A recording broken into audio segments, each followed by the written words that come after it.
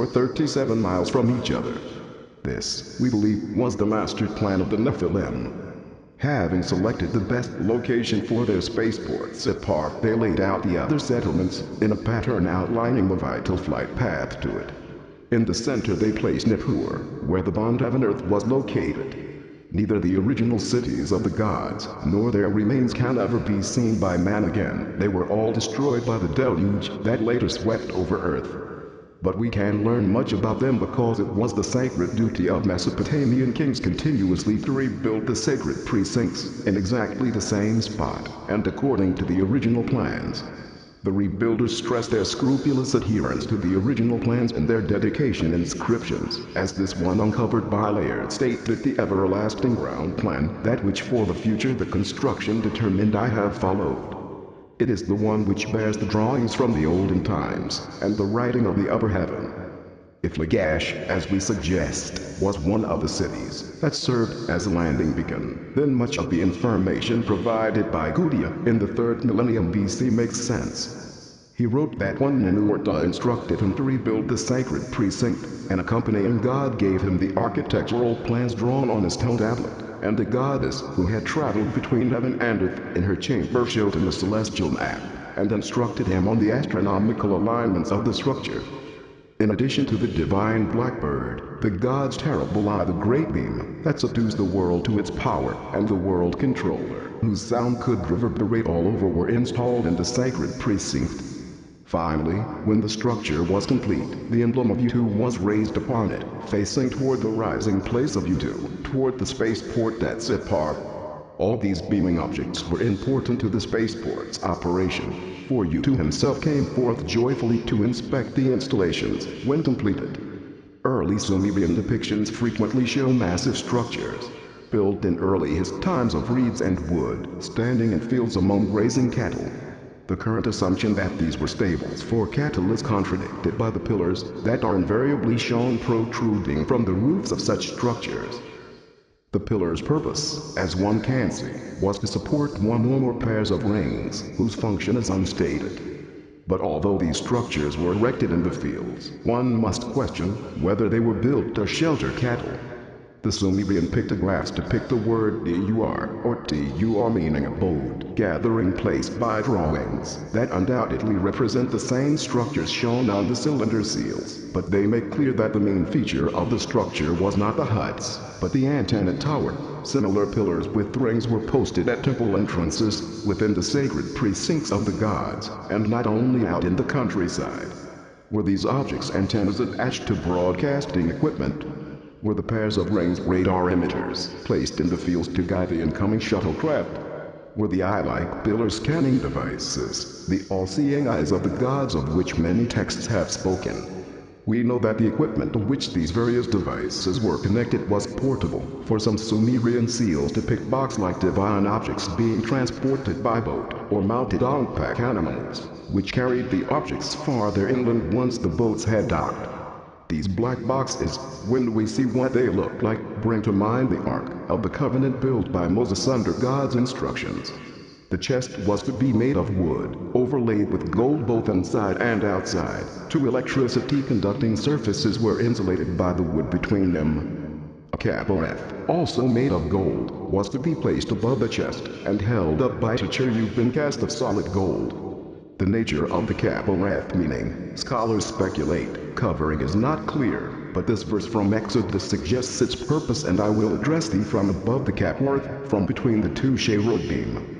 The implication that the Ark of the Covenant was principally a communications box, electrically operated, is enhanced by the instructions concerning its portability. It was to be carried by means of wooden staffs passed through 4 golden rings. No one was to touch the chest proper, and when one Israelite did touch it, he was killed instantly, as if by a charge of high-voltage electricity. Such apparently supernatural equipment, which made it possible to communicate with a deity, though the deity was physically somewhere else, became objects of veneration, sacred cult symbols. Temples at Lagash, Ur, Mari, and other ancient sites included among their devotional objects idols. The most outstanding example was found at Anai Temple at Tel Brak, in northwestern Mesopotamia. This fourth millennium temple was so named not only because hundreds of ice symbols were unearthed there, but mainly because the temple's inner sanctum had only one altar, on which a huge stone double eye symbol was displayed.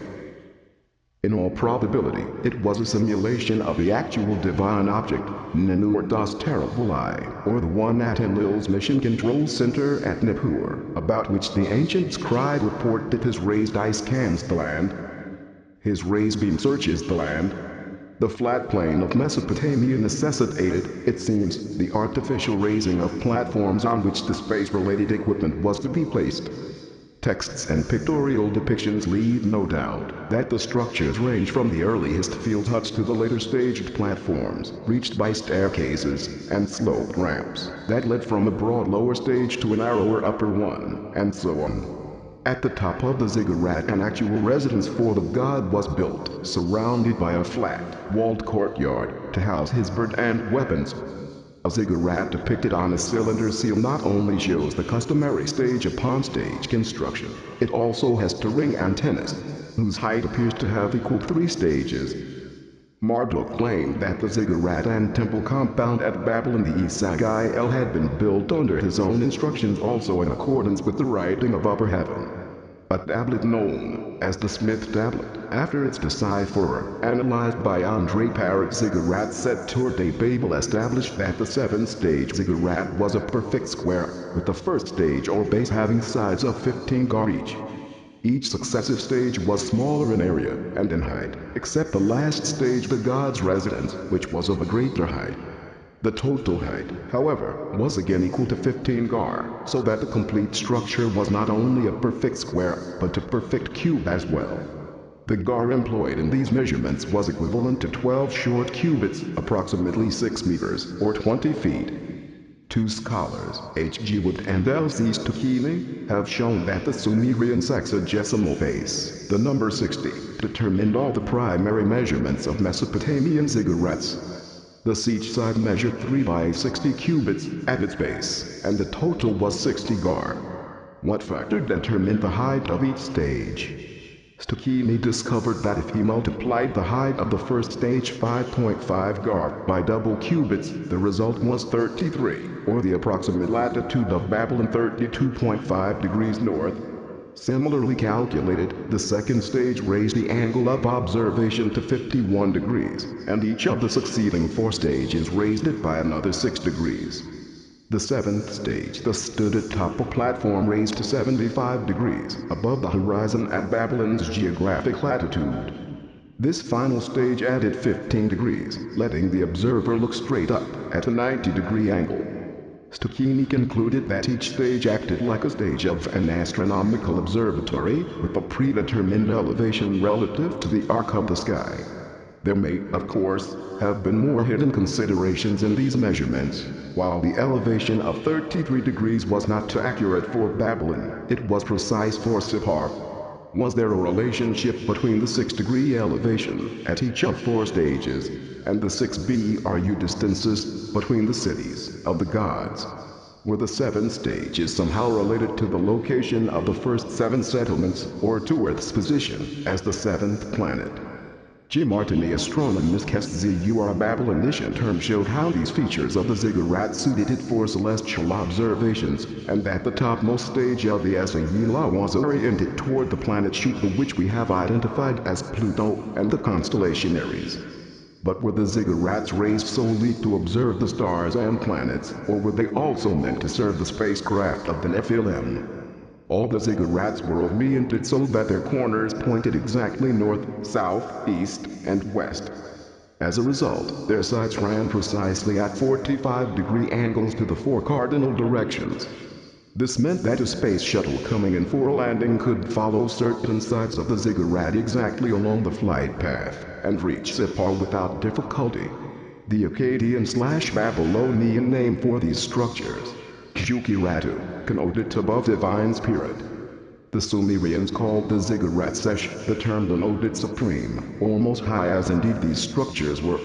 It could also denote a numerical entity relating to the measuring aspect of the ziggurats. And it also meant a heat source, fire in Akkadian and Hebrew. Even scholars who have approached the subject without our space interpretation could not escape the conclusion that the